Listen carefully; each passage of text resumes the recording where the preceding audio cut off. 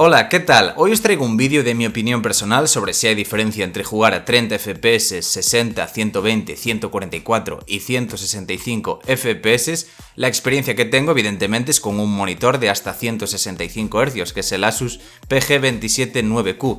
¿Qué es lo que hace falta? Tener un monitor de esa tasa de refresco para notar la diferencia, si es que se nota, que ahora os lo diré. En este vídeo no tengo la intención de demostrar por qué se nota la diferencia de fluidez entre diferentes tasas de frames ni nada así. Voy a hablar en base a mi experiencia. Creo que a estas alturas todos tenemos claro que la diferencia que hay entre jugar o ver vídeos a 30 FPS y a 60 es notable y grande. El ejemplo más fácil que os puedo dar es cuando veis vídeos en YouTube y lo ponéis a 720p 60 fps, a 1080p 60 fps, etc.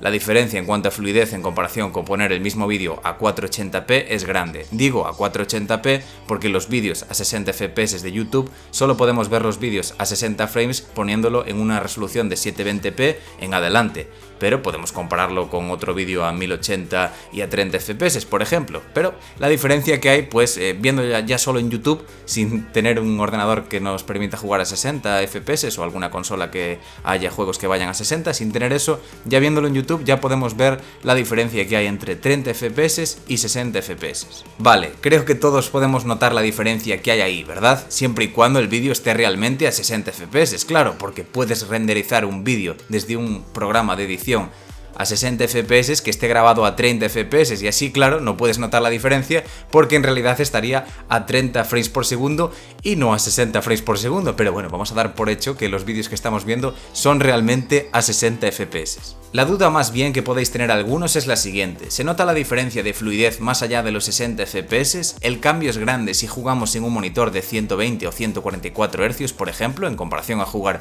en un monitor de 60 Hz? Pues depende de la persona, me explico. Una persona que esté acostumbrada a jugar a 30 FPS es más difícil que note la diferencia entre 60 y 120, porque el cambio de 30 frames a 60 se nota más que el de 60 a 120.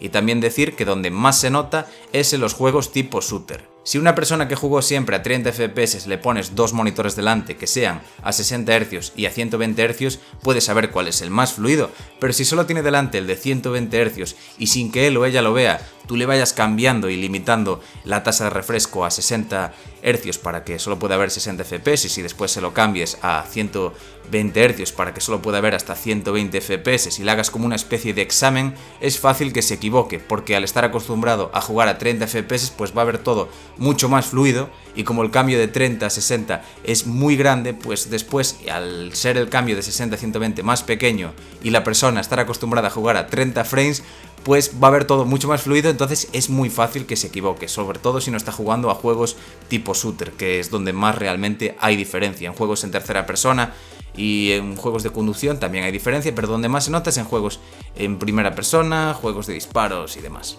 Ahora bien, si estáis acostumbrados a jugar a 60 FPS, la cosa cambia y sí que lo vais a notar. Y algunos os preguntaréis, ¿pero a partir de cuándo se nota? Pues para mí, donde hay ya un cambio en comparación de los 60 FPS es cuando jugamos de 90 frames en adelante. Ahí ya el cambio ya es más notable.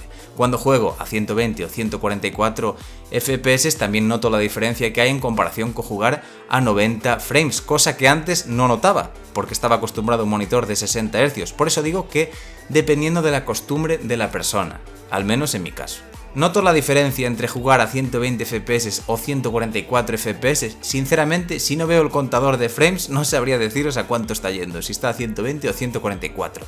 Quizás un jugador de competitivo del Counter-Strike Global Offensive, por ejemplo, que esté acostumbrado siempre a jugar a 144 FPS, pues sí note la diferencia, pero como en mi caso juego diferentes juegos y no todos me van a esa cantidad de frames, pues no estoy tan acostumbrado como una persona que siempre o casi siempre juegue a un juego que le vaya a 144 FPS o más. Y última pregunta, ¿se nota la diferencia entre jugar a 144 FPS y a 165 FPS? Pues evidentemente yo no la noto. Si no notaba la diferencia entre 120 FPS y 144 FPS, no voy a notar la diferencia entre 144 y 165 FPS. Es un poco lioso, pero espero que me estéis entendiendo. Y vuelvo a repetir, si le ponéis a un jugador de competitivo, por poner un ejemplo, puede ser alguien que no compita y esté acostumbrado a jugar a 144 FPS. El caso, si le ponéis a alguien que esté muy acostumbrado a jugar a 144 FPS, un monitor que te llegue a mostrar hasta 165 FPS, como es en el caso del que estoy usando yo para hacer las pruebas. Bueno, mi monitor personal, el que llevo tiempo con él